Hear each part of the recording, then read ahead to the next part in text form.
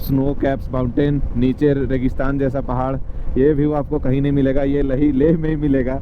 कारगिल जब भी कोई भी आता है मैं तो हमेशा बोलूँगा कि वॉर मेमोरियल ज़रूर आए। हाँ, तो ये है मून लैंड ऑफ इंडिया और हम लोग चलेंगे अभी लेह, और लेह यहाँ से लगभग 100-120 किलोमीटर होगा। साथ में एयरफोर्स, नेवी दोनों का भी बहुत ही अहम योगदान था कारगिल वॉर 1999 में।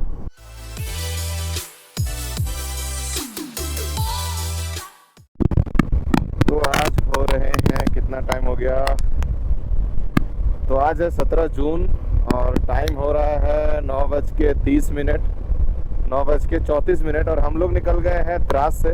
एक्चुअली कारगिल से थोड़ा सा आगे निकल करके हम लोग स्टे लिए थे द्रास में, एक रिमोट लोकेशन बीच में हाईवे पे ही रख लिए थे, रुक गए थे मतलब। और अब सीधा निकल रहे हैं कारगिल वॉर मेमोरियल की तरफ। यहाँ से कुछ 15 से 20 किलोमीटर के डिस्टेंस पे है, और अगर टाइम बच गया तो उसके आगे भी चले जाएंगे, जोजिला होकर के आ जाएंगे। लेकिन डिपेंड करता है टाइम कितना है और कितना टाइम लगता है, कितने बजे वॉर मेमोरियल खुलता है उसके हिसाब से।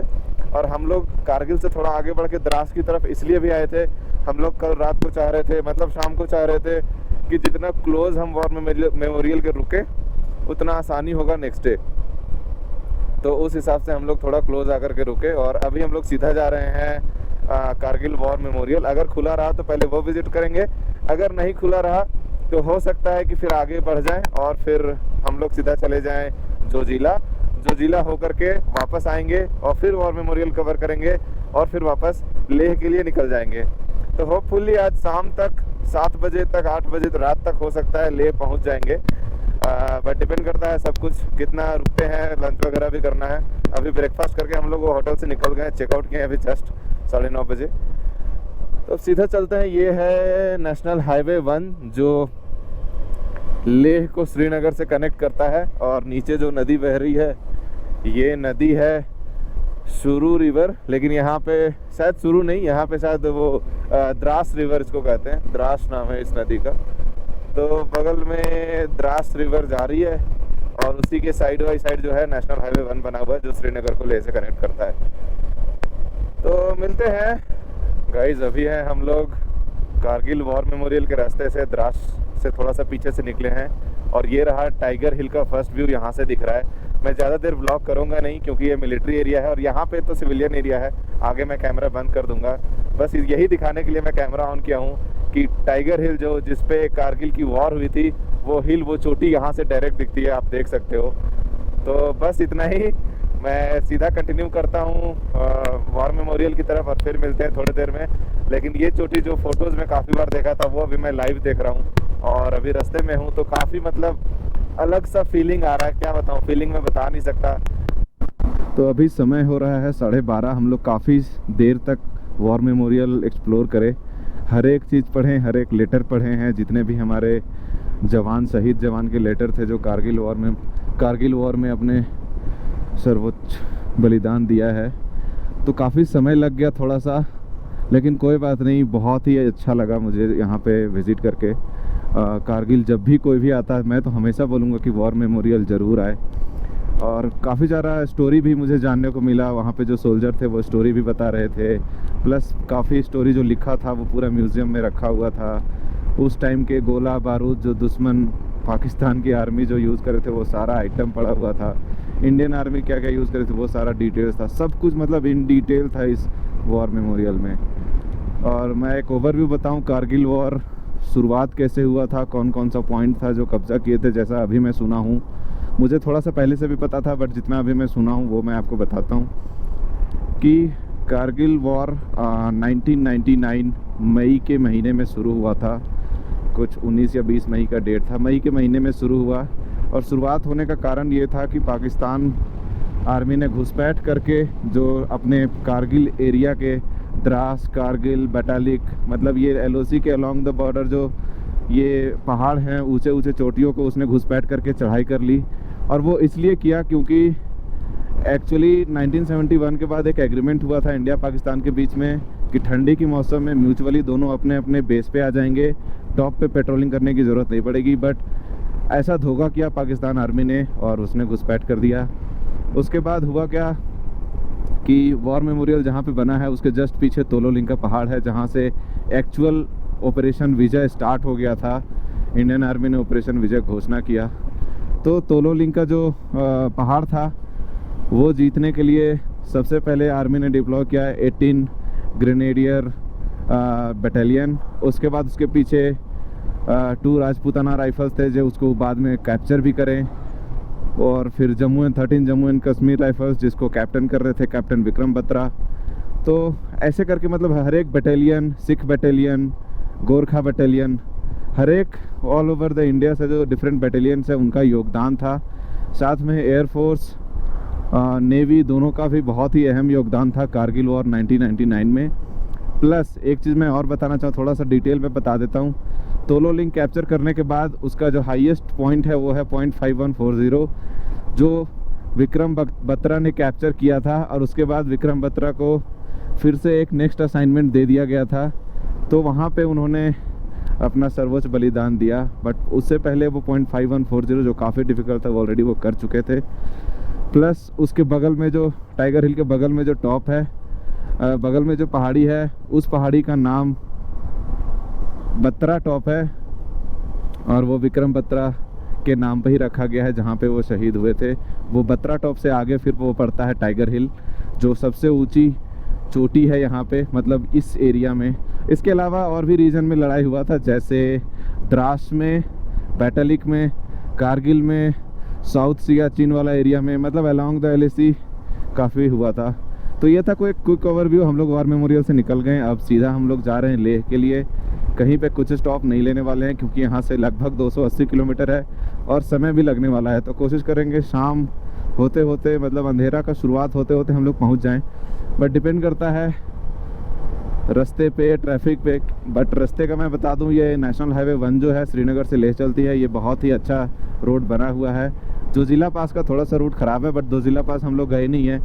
हम लोग कारगिल द्रास तक ही गए, द्रास से भी 5-6 किलोमीटर पीछे वॉर मेमोरियल तक ही गए और वॉर मेमोरियल से जो है वापस जा रहे हैं। तो वॉर मेमोरियल जाकर तो गूज बम्स आ गए थे, मैं बयान नहीं कर सकता। मतलब मेरे को इतना ज़्यादा खुशी हो रहा था, बता नहीं सकता। एकदम गूज बम्प आ रहे थे वहाँ पे, और स्टोरी सुन के आंखों में आंसू भी आ रहे थे।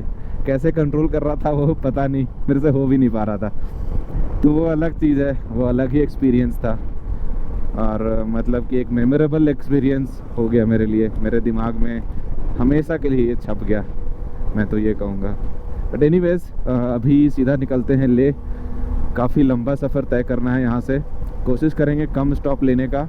मैं आगे आगे चल रहा हूँ, पीछे से नीलेश भी आ रहा है, तो कोशिश करेंगे थोड़ा कम स्टॉप लेने का। और क्योंकि रोड भी अच्छा है और शाम ज़्यादा रात ना हो जाए, ऐसे रोड अच्छा है तो थोड़ा अंधेरा भी चल जाएगा, कोई दिक्कत नहीं है।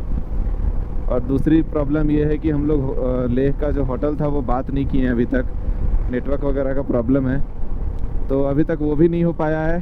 तो अब सीधा ले निकलते हैं, जाकर ही शायद होटल वगैरह ढूंढना पड़ेगा, या फिर लंच के लिए बीच में अगर कहीं रुकेंगे तो वहाँ फिर होटल के बारे में सर्च करेंगे अगर नेट वगैरह चल गया तो, क्योंकि अपना प्रीपेड तो यहाँ चलेगा नहीं और मेरे पास जो है वो जियो का पोस्टपेड है और अच्छा खासा नेटवर्क आ जाता है पूरे एरिया में। तो देखते हैं जहाँ इंटरनेट थोड़ा चल जाएगा वहाँ पे होटल भी सर्च कर लेंगे।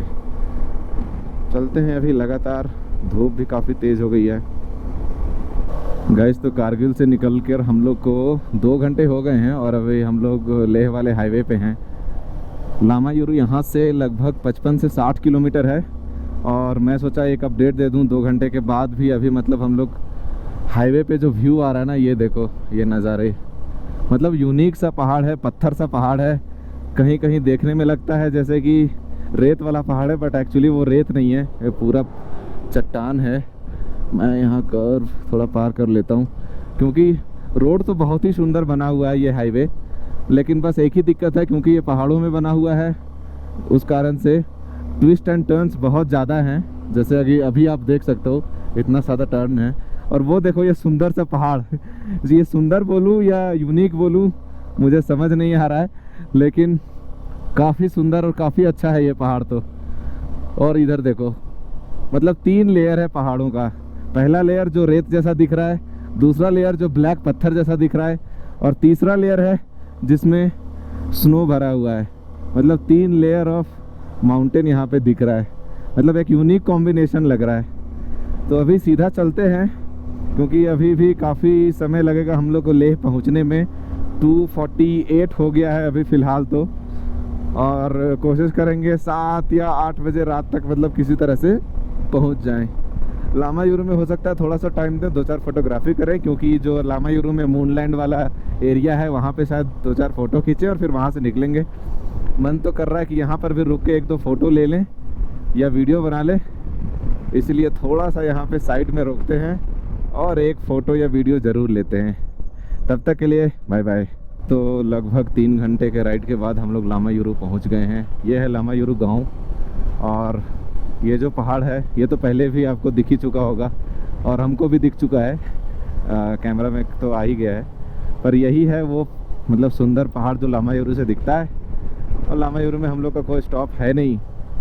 और इस पहाड़ का खासियत है ना, ये रात को मतलब जब इस पे चांद क्या बोलते हैं चंद्रमा का रोशनी पड़ता है तो ऐसा चमकता है जैसे कि मतलब देखो सामने जो दिख रहा है ना, ऐसा चमकता है जैसे कि क्या कहते हैं उसको, मून का सरफेस हो उस हिसाब से, इसलिए इसको थोड़ा मूनलैंड का टैगलाइन भी दिया गया है। पर ये जो नीचे वाला पार्ट है वो खास करके क्योंकि वो पूरा एकदम चमकता है। ये देखो यहाँ से एकदम व्यू दिख रहा है, और मुझे पता नहीं, ये देखो इधर भी है, मुझे पता नहीं कैमरा में आपको कितना दिख रहा होगा, बट मैं अभी जो आंखों से देख पा रहा हूँ ये प्रॉपर एकदम लग रहा है कि मतलब कुछ अलग जगह तो है, अतरंगी चीज़ पे आ गए हैं मतलब ऐसा।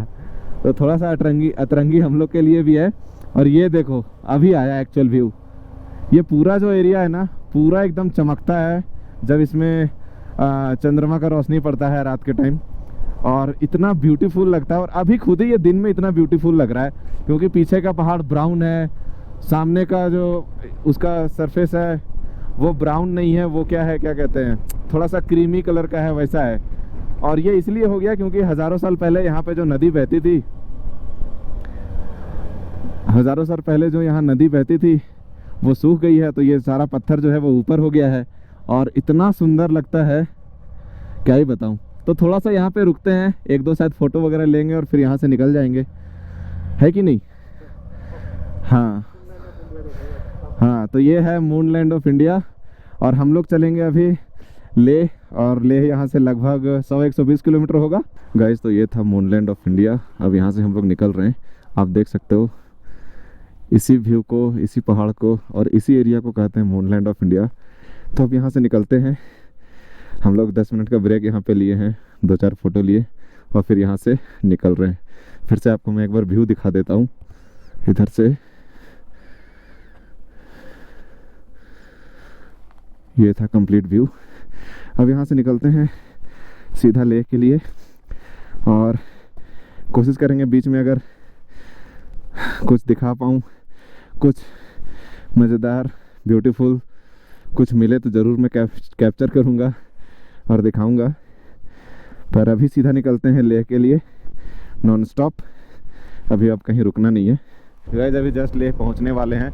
यहाँ से एक्चुअल डिस्टेंस जो है वो 18 किलोमीटर बचा है, और 18 किलोमीटर जाने में 25 मिनट लगेगा। अभी जस्ट हम लोग मैग्नेटिक हिल पार करे हैं, और वो जो पहाड़ का व्यू है ना, स्नो कैप्स माउंटेन, नीचे रेगिस्तान जैसा पहाड़, ये व्यू आपको कहीं नहीं मिलेगा, ये लेह में ही मिलेगा। और ये व्यू मैं पहले भी देख चुका हूँ, जब आप खास करके फ़्लाइट वगैरह से आओगे तो आपको बहुत ही सुंदर व्यू मिलेगा, और यही सब पहाड़ की चोटियाँ जो है वही दिखने वाला है।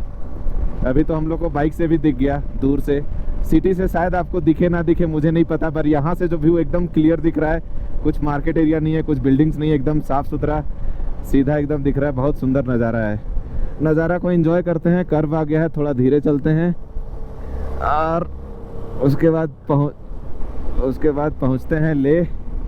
अब सीधा मिलते हैं आप लोगों से लेह की होटल में, बट फिर से एक बार आपको व्यू दिखा देता हूँ इधर से और इधर से भी।